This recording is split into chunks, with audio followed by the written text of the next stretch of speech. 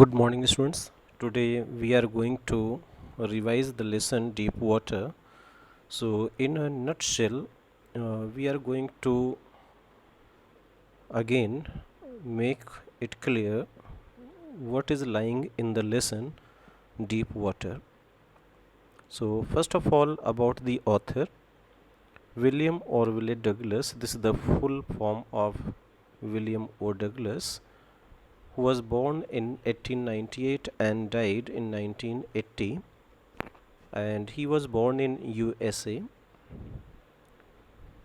Douglas was a leading advocate of individual rights. He was a judge at the Supreme Court of USA, retired in 1975 with a term lasting 36 years, and remains the longest serving justice in the history of the court. The following excerpt is taken from Of Men and Mountains by William O. Douglas. Now, dear students, let us have the detailed summary of deep water of the lesson. Deep water summary will assist you in understanding the meaning of this chapter. It is an extract from the book Men and Mountains by William Douglas. Over here, the author tells us about how he overcomes the deep rooted fear of water. We learn that the author develops fear of water following two very dreadful incidents. In this first one, he is 4 years old when a wave knocks him down. Similarly, in the second one, he is 11 years of age. A bully throws him in the deep end of the pool, and almost drowns. Thus, having gone through such scary experiences, he fears water deeply. However, he does work really hard to overcome it. Finally, we learn about the measures he takes to overcome this fear. Moreover, he accomplishes in overcoming the fear and gives us all a great lesson of determination and willpower. So, dear student, further let us try to know what is lying in the lesson. Deep water is about the writer's journey of overcoming the fear of water, which is deeply rooted in him since childhood. The author started fearing water since the age of 4. It starts when he was visiting California with his father. He visits a beach where a wave knocks him down and sweeps over him. This terrifies the author. Although the father laughs at this, knowing it was no danger, however, this experience terrifies him and develops a fear of water.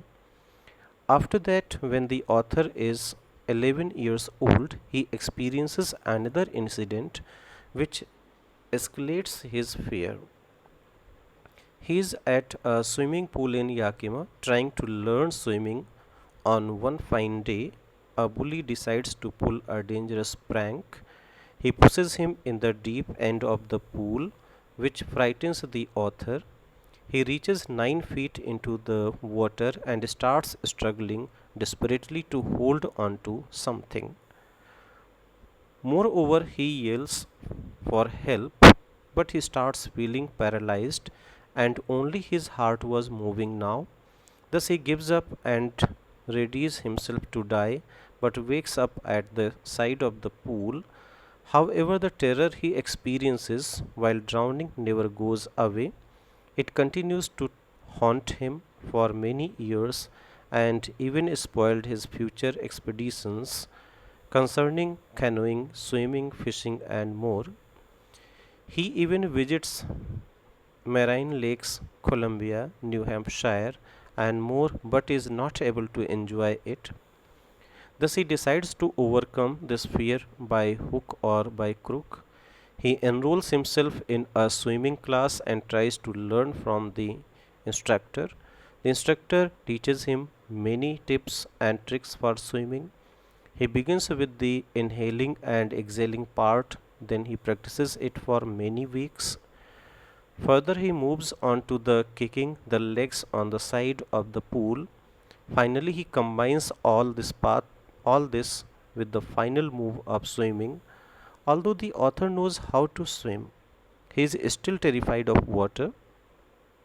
Thus, in order to get rid of the fear, he decides to confront it. He mocks it by thinking, what can it really do? Consequently, means finally, at a result, he plunges it into the water, and to his surprise, his fear goes away. He faced it in many places and at last manages to conquer it. Conclusion of deep water. It means let us conclude the topic deep water. To sum up deep water summary, we learned that if we are determined enough and have the courage, we can overcome any fear that comes our way without letting the fear overpower us. So, dear students, I think and I hope also that you will be able to understand the whole topic clearly. So, this is the revision of the chapter Deep Water. Thank you, students.